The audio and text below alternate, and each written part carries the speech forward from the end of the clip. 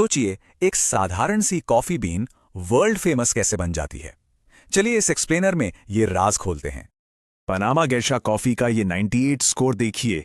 Speciality coffee association के हिसाब से ये एकदम परफेक्ट है।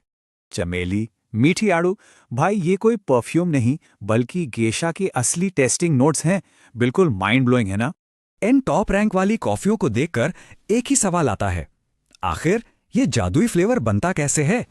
तो असल जादू शुरू होता है जेनेटिक्स से, खास तौर पर प्राचीन हेirloom और उस रेयर गेशा वंशावली से। इथियोपिया के जंगलों से निकला ये गेशा का पौधा दशकों बाद मिडिल अमेरिका में जाकर एकदम छा गया। अब पनामा को ही लीजिए, वहां के बादल वाले जंगल और ज्वालामुखीय मिट्टी कॉफी चेरी को धीरे धीरे पकाते हैं। बिल्कुल वैसे ही जमाइका की ब्लू माउंटेन कॉफी ठंडी धुंध और बढ़िया ड्रेनेज वाली शानदार मिट्टी में पनपती है। ब्राजील की स्टडीज बताती हैं कि ज्यादा ऊंचाई और ऑर्गेनिक मिट्टी से कॉफी की कड़वाहट एकदम कम हो जाती है।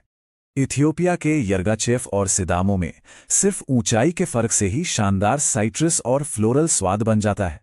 कटाई के बाद बारी आती है प्रोसेसिंग की, जो कॉफी की पूरी केमिस्ट्री ही बदल के रख देती है।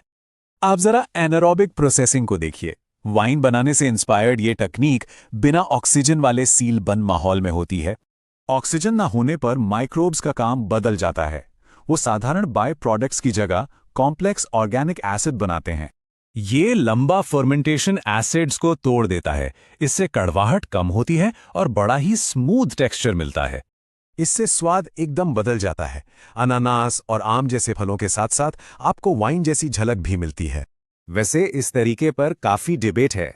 कुछ इसके दीवाने हैं तो कुछ इसे असली स्वाद से खिलवाड़ मानते हैं। क्योंकि इसमें खास मशीनों और स्ट्रिक्ट टेम्परेचर कंट्रोल की जरूरत होती है, इसलिए इनकी कीमतें सच में आसमान छूती हैं।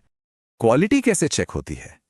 कप ऑफ एक्सीलेंस जैसी प्रतियोगिताओं में इंटरनेशनल जज इनका बड़ा ही सख्त इम्तिहान लेते हैं। ये टेस्ट बहुत सख्त होते हैं। हर विनर लॉट को कम से कम 5 बार सूंघा और परखा जाता है। जज एसिडिटी और टेक्सचर को बारीकी से परखते हैं। सिर्फ एकदम परफेक्ट कप ही अगले राउंड में जाते हैं। ये सिस्टम सीधे मेहनती किसानों को रिवॉर्ड करता है, जिससे उनकी कमाई और ग्लोबल रीच पूरी तरह बदल जाती है। और इसी मंच से एलीट मैक्सिकन गेशा लॉट की नीलामी $92 प्रति पाउंड के रिकॉर्ड तक भी गई है। कुल मिलाकर 90+ स्कोर के लिए एलीट जेनेटिक्स, बेहतरीन टेरोआर और एकदम सटीक प्रोसेसिंग का परफेक्ट तालमेल होना ही चाहिए। अब जाते जाते एक सवाल, क्या फ्यूचर में बायोटेक्नोलॉजी का बोलबाला होगा या फिर अपना पारंपरिक टेरवार